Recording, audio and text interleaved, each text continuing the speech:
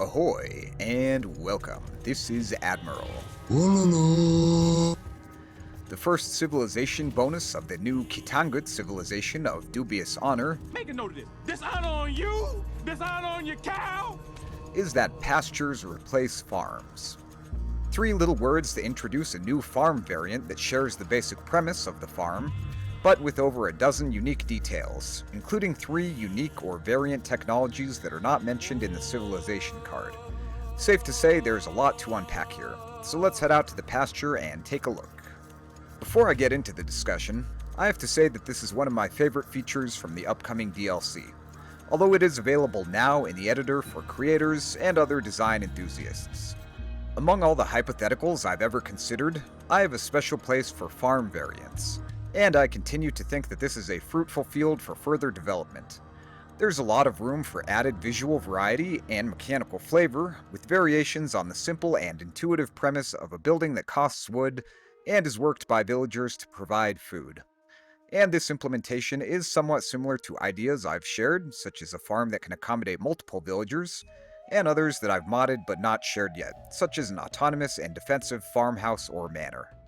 A new building called the Pasture is also something that I've specifically seen in some of the many community designs for civilizations we're getting in this upcoming DLC, or civilizations we hope to get. But for now, we're going to focus on this new food source, how it compares to farms, and any interesting civilization interactions we can find. The Pasture is the unique building and farm replacement of the Kitanguts. Although like a farm, it can be taken over and worked by villagers of another civilization. More on that later. It consists of a one-tile central ger, which serves as the drop-off point, and 12 outer tiles where the pasture animals are randomly positioned when the pasture is built. The pasture costs 100 wood versus a generic farm's 60, and yields 315 food versus a farm's 175, and with only a negligible 3 seconds of extra build time. The pasture has a larger foundation of 4x4 tiles versus the farm's 3x3, or about 77% larger, but it can be worked by 2 villagers at a time instead of 1, meaning it is more space efficient overall. As with Khmer farms, you don't have to worry about placement for efficiency, as the pasture includes its own drop site. The argalis or ibexes on the pasture don't decay when killed, so you could think of this as a stealthy repeat inclusion of the Jurchen bonus. Although it would be more accurate to think of them as the farm replacement that they are, rather than standard huntable or herdable animals. And each animal represents 105 food that the pasture has. Instead of the standard farm upgrades, the pasture has 3 unique mill upgrades that add 1, 2, and 3 animals, or 105, 210, and 315 food to the pasture. I do want to point out that having 3 alternate technologies accompanying the unique building is a bit radical relative to past civilization designs, but they do serve the same purpose as the generic farm upgrades. So for now, I do think that this is a flavorful and appropriate form of boundary pushing, although as with many of the new features, it does have some wild implications with regard to civilization design, depending on how far it's taken. Villagers work the pasture from the nearest of the anchor points represented by visible animals, and it's here that we really start to see more differences in implementation versus the farm. To start, pasture workers are neither farmers nor shepherds, but rather a new villager task class called herders. They work more quickly than shepherds, and even slightly faster than hunters in terms of raw work rate. However, this is tempered with an extremely low base carry capacity of just 3 food, versus 10 for shepherds and 35 for hunters. Conveniently, the storage yurt or ger is right there, but this seems to be a balancing trade-off similar to villagers having to walk around on farms as they gather food, despite the very high nominal gather rate. In darker early feudal age with no pasture upgrades, a single herder's effective gather rate is very close to that of a farmer, gathering around 20 food per minute. In tests, adding a second villager to the pasture does seem to consistently, but slightly decrease the efficiency of both, although it is quite a minor effect. I don't know quite how to account for that, as despite appearing similar, pastures don't seem to be limited by the internal food generation rate in quite the same way that farms are, and some of it may be attributable to variance in animal spawns. Either way, I don't think it really rises beyond the level of noise or trivia, because it still overwhelmingly makes sense to assign 2 villagers to each pasture. As with farmers, the most important upgrades for the collection rate of herders are wheelbarrow and handcart, which make your villagers move faster and carry more so that they don't have to drop off as often. Wheelbarrow raises the carry capacity by just 1 to 4, and handcart to 6 food. The gather rate improvements follow a similar trajectory to farms, and while they lag slightly behind ideally placed farms, you never have to worry about the inefficiency of poorly placed pastures.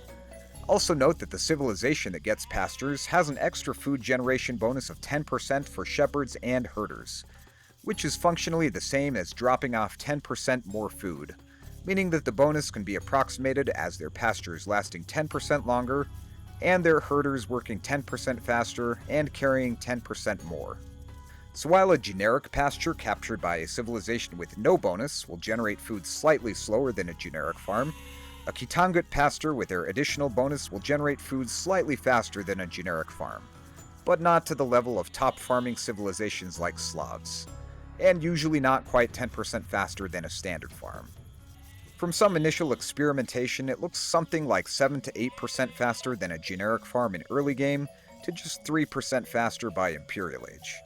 So this doesn't look overpowered by any stretch of the imagination, although the civilization looks quite strong given that this 10% bonus also applies to shepherds. But that's not the focus of this video. To sum up the advantages relative to a typical farm, while the pasture has a higher upfront cost and does require more room to place, everything else is upside, especially with the additional 10% herder food bonus. It can fit more villagers in a smaller total area without the need for additional investment in drop sites, and without the risk of an efficiency penalty for suboptimal placements. Even the wood to food conversion ratio is always just a little bit ahead of a generic farm at every stage. Now, just for fun, let's talk about what happens when another civilization decides to be without honor like the Karakitai themselves, and commandeer a pasture. Looks like meat's back on the menu, boys!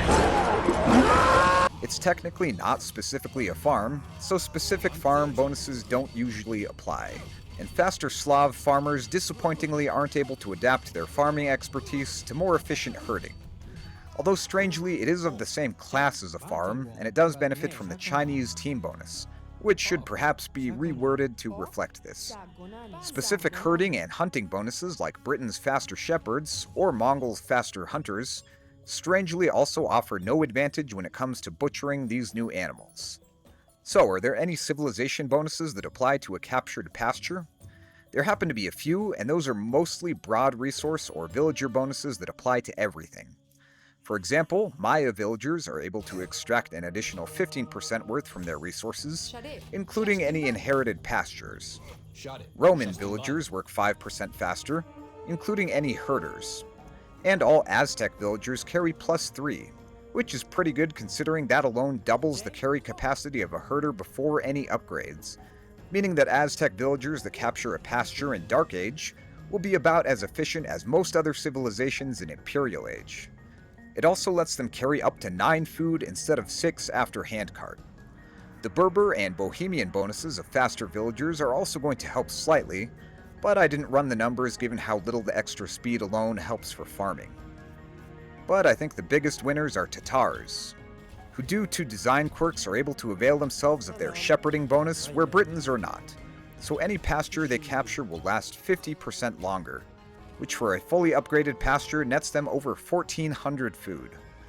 I don't know how much of this was intentional rather than oversights based on the sometimes inconsistent way that bonuses are implemented, and unforeseen interactions, although I do think that this last one is somewhat fitting given their pastoral origins. Now obviously taking over pastures isn't usually going to be the most practical strategy, but I do think it's fun to be aware of some of these unusual interactions, and where possible it is more rewarding to take them over than farms due to their higher food storage, dual villager accommodation, and autonomous drop site. Although keep in mind that once your purloined pasture is past its prime, your herders will be put out to pasture and will have to find a new job as you can't rebuild them, although you can build a farm on the freshly fertilized field. Overall, as I've said, the pasture looks to be one of the more interesting and fun additions to the game.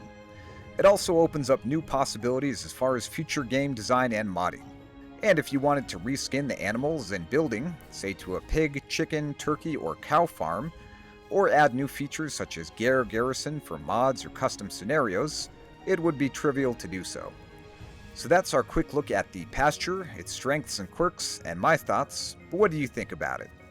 Is this a fitting addition to the game, and one you might like to see more of, either by possibly extending the Pasture to other nomadic and pastoral civilizations, or creating other types of farm variants?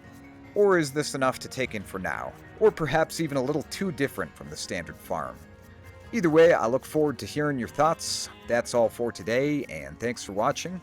This has been me playing with the Pasture, perusing its perks, pitfalls, and plentiful potential. Till next time.